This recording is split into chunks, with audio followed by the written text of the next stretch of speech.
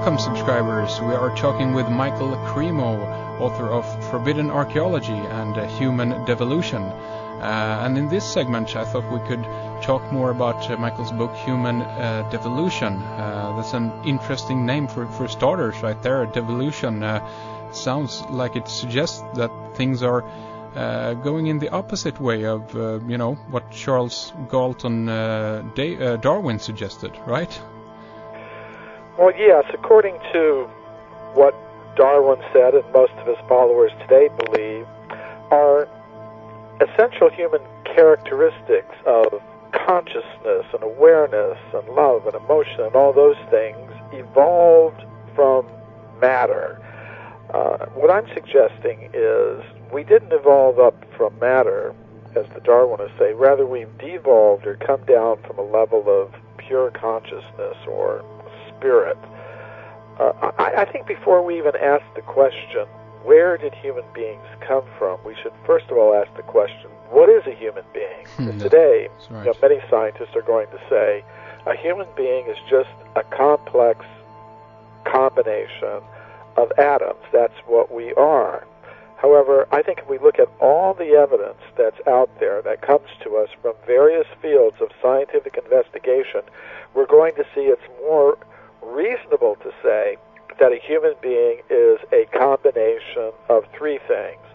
Matter, atoms, yes, that's part of what a human being is, but beyond that, there is a subtle mind element that has very unusual powers that go beyond what we can understand through our current laws of physics. And then beyond this subtle mind element with its paranormal powers, there is a conscious self that exists apart from matter.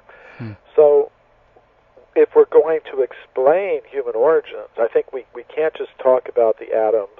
We have to talk about where all these things came from. And what I believe is that we begin our existence as beings of pure consciousness on a level of pure consciousness in the cosmos.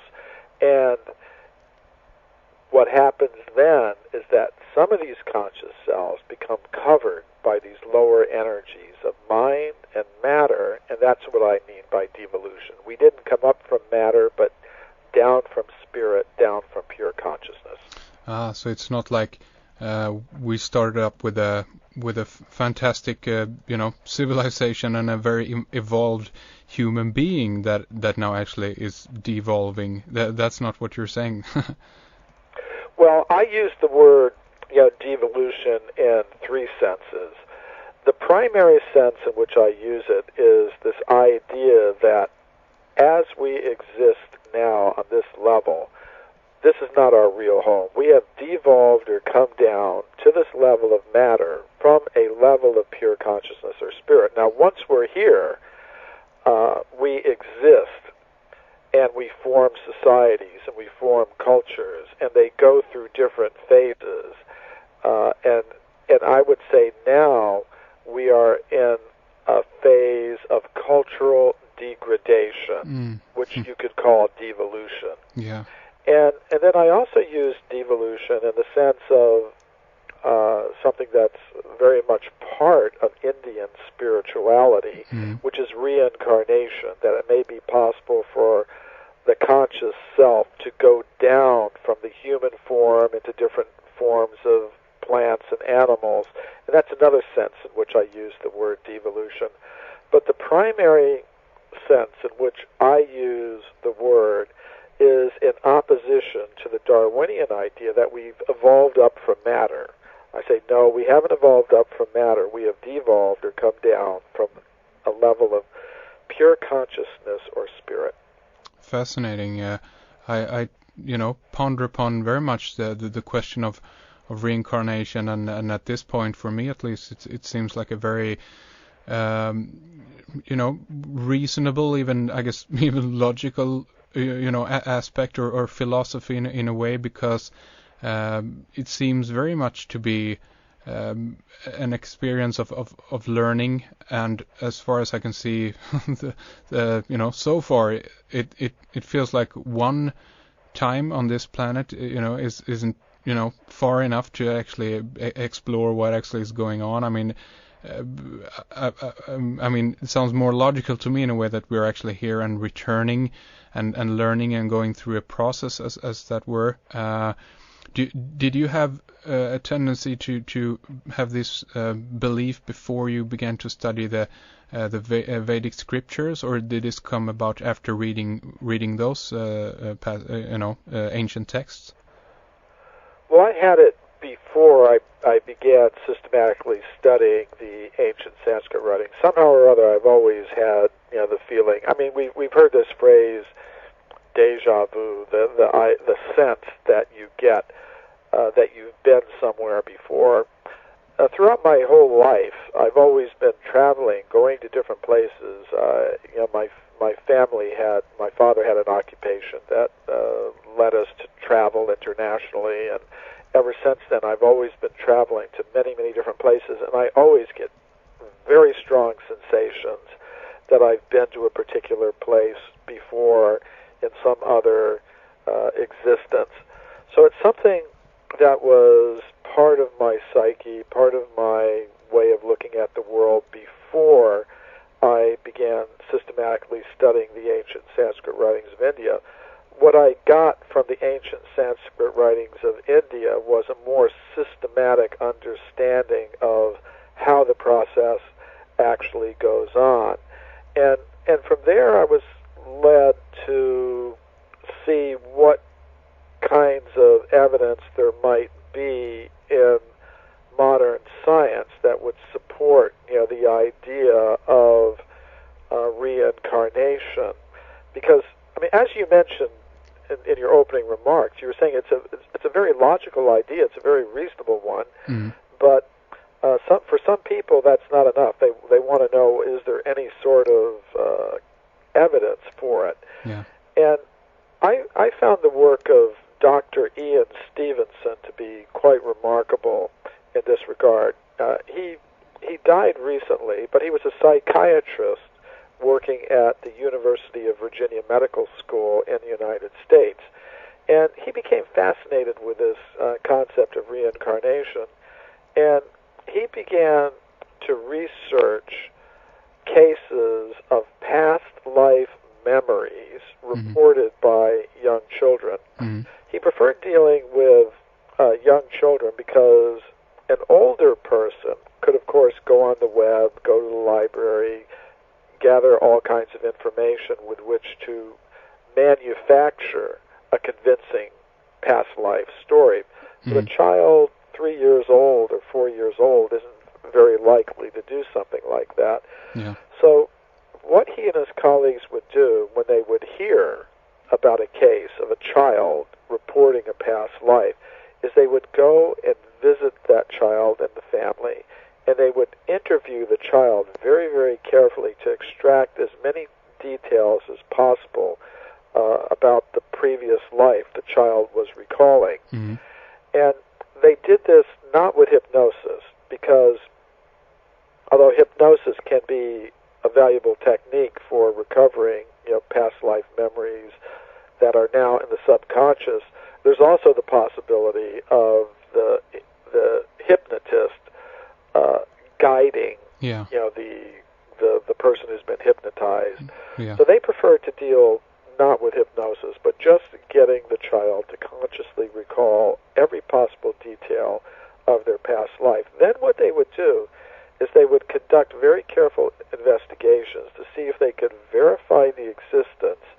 of the person the child claimed to have been in the past life. And over the course of about 20 years of investigations, they investigated thousands of cases, and in about 800 of these cases, they were actually able to verify the existence of the person the child claimed to have been in the past life.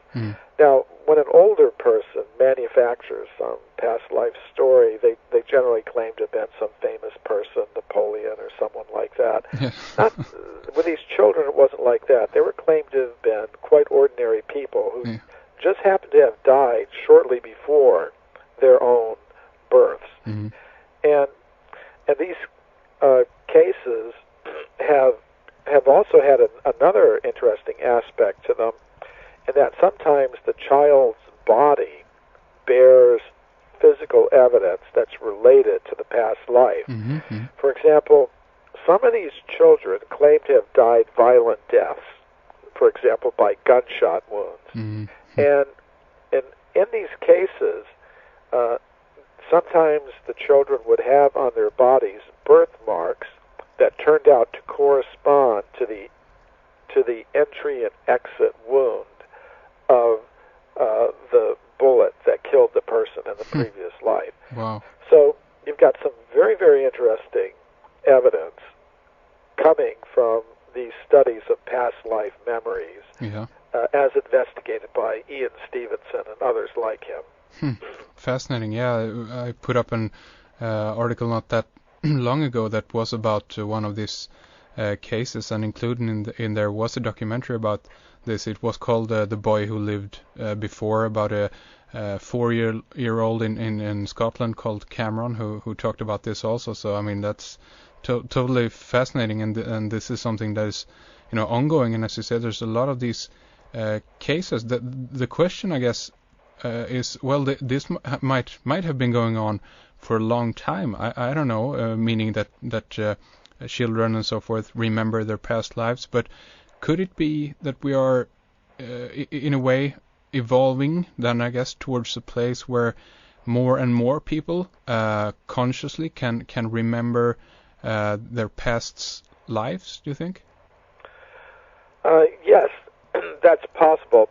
In Sanskrit, there's a concept of a person, they're called jati smara. So jati means previous births, and smara means to remember. So there are people who can do that, who can consciously remember not just their immediate past birth, but many of their past births. And even in India today, there's a school of astrologers called Brigu readers, who, if you go to them, can guide you in recollecting your past lives. Mm-hmm. Because astrologically, sometimes they're able to get some information about this. But I think it's something also that we all feel, and sometimes these things can come out in dreams, where we see in dreams something that, you know, we cannot relate to any experience that we've had in this life. And I think another way that it comes out is through talents. Now, I've always had a writing ability, and even my mother tells me that when I was, you know, just a baby, you know, she would give me alphabet soup, and I wouldn't eat it. I'd spell out words in the bowl. So sometimes we say that a person, you know, they appear to be a born musician or a born mathematician. They seem to have abilities and talents from a very young age that are very difficult to explain, other than proposing that they are carrying on from some past life. And I think it is possible. I think we are, although the general trend, I think, in society today, worldwide, is a downward trend in terms of increasing materialism. I think there's also a brief window here of, I think, spiritual progress that's being made. Just like sometimes when you're going into winter, you have a few warm days.